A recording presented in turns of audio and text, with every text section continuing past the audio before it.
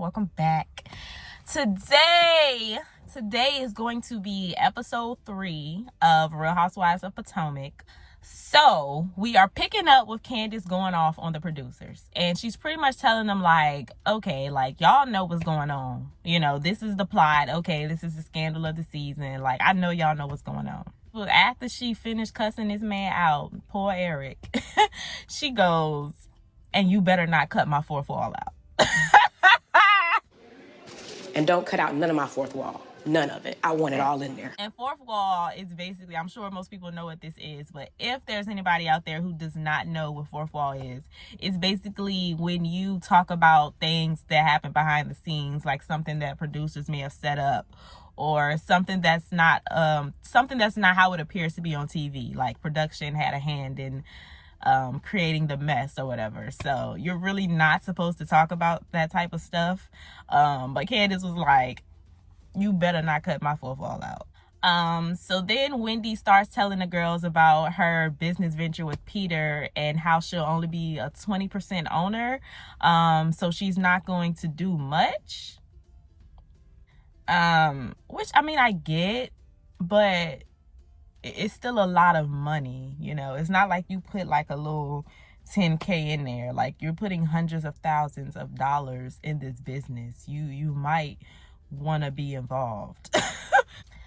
Giselle then brings up how Mia never responded to her text, somewhat owning what she did at Karen's party. So they decide to go off separately and talk about it. And they all start talking about like how they felt like the post was questionable, which kind of proved Ashley's point when she said Giselle kind of took the heat for something everybody was saying, because everything that they said after Ashley said that kind of proved her point. Like, all of y'all felt like the post was questionable, but for some reason, well, no, it's not for some reason. It's the way that she approached Mia when she walked up. Is this what cancer looks like? That was out of line. But they were trying to act like Giselle was like the only one saying that it was fake, and that's not the case. But Wendy also made a great point, which was what I just said. Her delivery was different. She wasn't walking up being malicious. She asked her how she was and wished her well, and she came over with good energy versus Giselle. Honestly, I feel like so her and Robin started going at it. And actually Robin made some good points as well. Because when they played the flashback, Wendy did try to make it seem like it was Giselle and Robin who were saying those things, but it was like everybody was saying those things. So I get where both of them were coming from. I think that their argument was really dumb because they both had good points. But then Wendy contradicts herself a little bit later. And we're going to get into that. So they come back to Giselle and Mia. Giselle and Mia, they apologize. Giselle apologized. So her and Mia made peace. They over it, okay? And they walk back into the other girls still arguing about it. So, they finish their little argument or whatever. Robin is bitter, feeling a type of way. So she decides to be petty. Like, if this wasn't the most childish, like, let me invite everybody to an event and purposely leave Wendy out because we just had an argument and I want her to feel left out. Like, grow up, Robin. Grow up. So she invites everybody and their kids to a family fun day, with the exception of Wendy, of course. Like, you're just childish. But after the event is over, I was kind of like, well, dang. Was Robin right? So I said, never mind, because the producers decided to expose Wendy.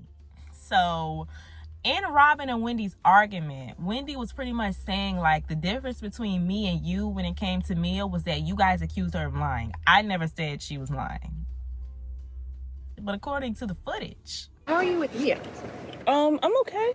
Outside of me and Karen, I'm probably the only one that's trying to give her a chance. Yeah. But she's lying, so who cares?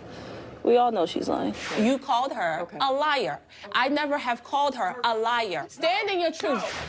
I'm so mic'd. Are we? Use a lie.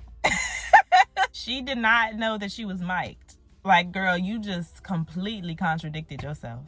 So then we move to Karen and Ray. And Ray spills the tea. So Karen is asking Ray about her, you know, getting her work done and if it makes him feel insecure because other men are going to be checking her out. And Ray was like, you know, of course that makes any man feel insecure, but that ain't the only reason. Okay, they be flirting with you, but you be flirting back. So then we move to Ashley looking for this home under this LLC. And she learns that Michael has been lying to her about the finances, and whether he's going to buy the house or not depends on the status of their marriage. Like, are we shocked? This is why I just need Ashley to just find her own independence and stop depending on this man for things, because he's going to keep controlling you with that. He knows that he knows that he can control you with his money. Like, I don't get it. You have a job. You have a job on a show. I don't understand what you think you need Michael for. I really don't get it. So she's breaking down and she questions whether or not she should get a divorce. Now, do y'all think they're gonna get a divorce? Let me know in the comments, because I don't know. This could just be for a storyline. Then we go to Ramen and Juan. And Juan clearly does not want to be here. Clearly don't want to be filming with Robin. But he knows that that's what they have to do. So she brings up the prenup. And Juan claims that he understands why she wants it. But then he states that, like, oh, I make more money than you anyway, so it don't matter. But you're clearly feeling a type of way about the prenup, A. B, Robin had told us that you basically just lied. He makes more money than you. Is that accurate? He didn't say that. It's a lot of tea being spilled in this episode. Okay, so can we talk about Wendy's natural hair? Her hair is beautiful. She's at the doctor talking about how she suffered hair loss after having a baby. That's actually very common in women, and not too many of them talk about it. So I'm glad that she's actually talking about that. And stress seems to be the source of it. She has a lot going on. She just had a baby. Well, not just had a baby, but she has a toddler. She has this candle business.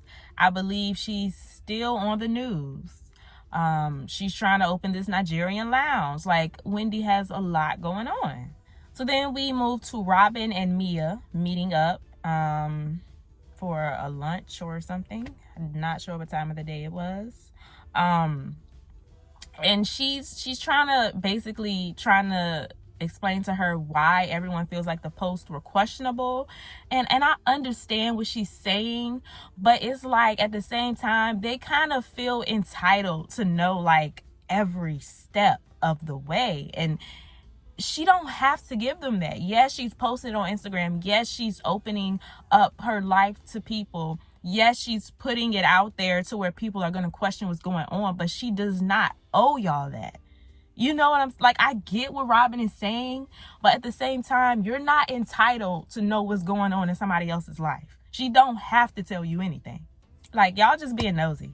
So then Robin starts talking about the Giselle and Chris situation. I'm not even sure. Like, that just completely came out of nowhere. I don't know what that had to do with anything. I feel like this was a setup for Mia to say what she had to say, because, like, what did that have to do with anything? And here come Mia. I got something to add. And she claims that Chris was just staring her down. And these producers, the producers have struck again. The producers clap back once again.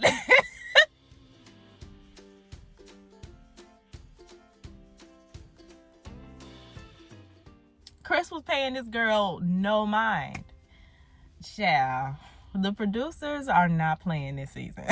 And Karen and Giselle are meeting up, and then Chris and Candace are meeting up. Like, they're showing these two scenes at the same time.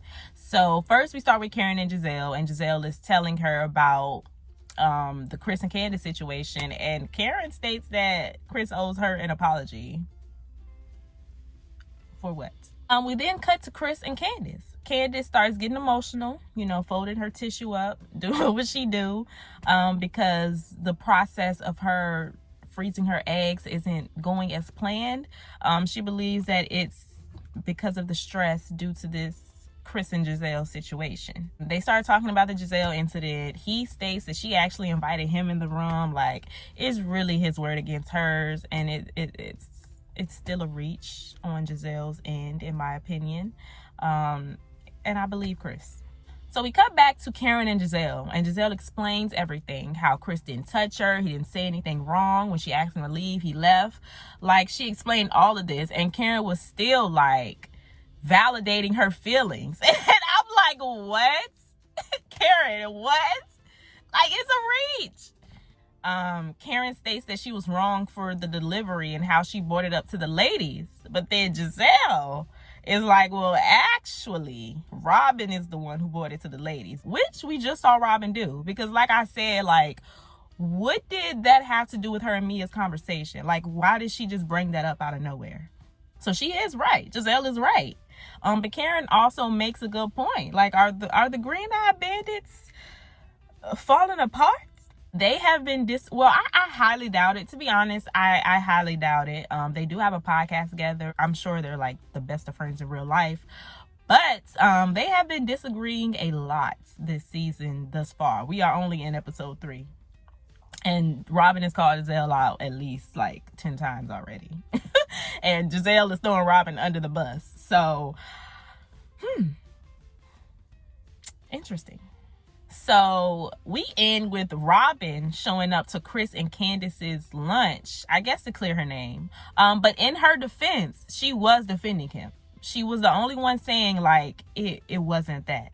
Candace actually says what I have been saying the last 2 reviews. You were not uncomfortable when you saw Chris at this spring fling. So that's why I'm just like, yo, this is such a reach. You were so uncomfortable when this happened at the reunion, but what happened when you saw him at the party? You wasn't uncomfortable no more? Now all of a sudden you uncomfortable again? Like, it doesn't make sense. And she said that Giselle is dead to her. So we in there.